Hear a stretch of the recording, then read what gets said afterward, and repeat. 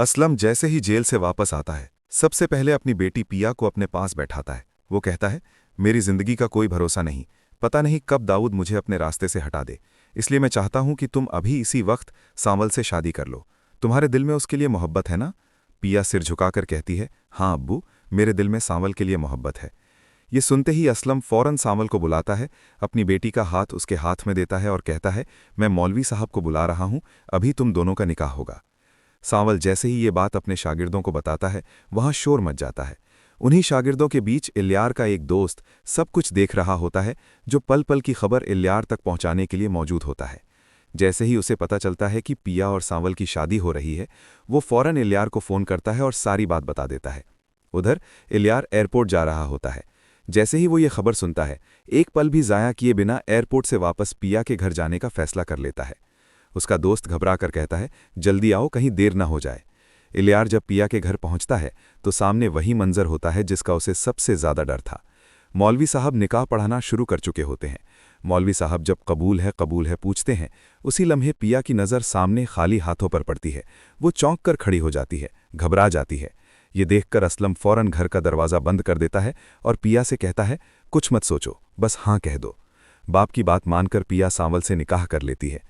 दूसरी तरफ जब सेठ दाऊद को पता चलता है कि उसका बेटा एयरपोर्ट से वापस सीधे पिया के घर गया है, तो वो वजह मालूम करवाता है।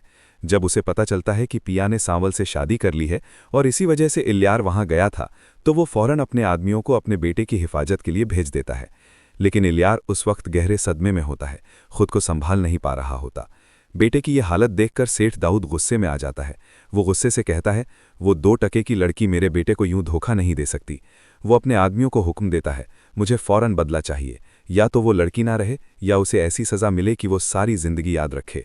आज जो खुशी मना रहे हैं, उसी वक्त उनकी खुशी को गम में बदल दो। दाऊद के आदमी पिया के घर पहुंचते हैं और पहुंचते ही हंगामा शुरू कर देते हैं। बंदूक का निशाना पिया पर होता है, लेकिन गोली चलते ही सामने पिया की जगह असलम आ जाता है और अपनी जान का कुर्बान कर देता है। जब इल्यार को पता चलता है कि पिया का बाप नहीं रहा, तो वो फौरन उनके घर की तरफ भागता है। पिया अपने बाप की लाश के पास फूट फूट कर रो रही होती है। इल्यार जैसे ही घर में दाखिल होता है, पिया फौरन उसका गिरेबान पकड़ लेती है और चीख कर कहती है, मैं कभी तुम्हें और तुम्हारे बाप को माफ़ नहीं करूंगी। बदला लेना था तो मुझसे लेते, मेरे बाप के साथ ऐसा क्यों किया?